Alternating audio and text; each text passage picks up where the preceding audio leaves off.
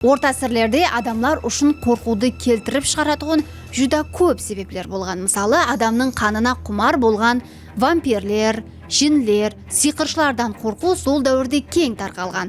Бұнан сқары діни сенім һәм жаман рухлардан да қорқатығын болған. Сиқыршылық һәм жинлер хақындағы әпсаналар көбінесе оларда қорқуды күшейту, ямаса оларды басқару үшін пайдаланылған. Әсіресе хаяллар һәм оған байланысты болған әпсаналар арқалы сиқыршылық һәм жинлер хақындағы фобиялар күшлі болған. Қауіплі социалық кемсітулер де фобияларды қалыптастырады. Жәмиетлер ортасындағы социалық қарама-қарсылықтар һәм тармақлардың күшеюі надұрыс қарарлар, ямаса нақақлықлар да қорқуды келтіріп шығаруы мүмкін. Мысалы үшін саяси режимлер, ямаса саяси дұшпанлар жәмиетті қорқытып, өз пікірлеріне қарсы болғанларды қауіплі деп атап, оларды жоқ етуге әрекет етеді. Бұндай қорқынышылар өлім жазасы, қамаққа алу һәм көптеген социалық құқылардың бұзылуы арқылы әмелге асырылған.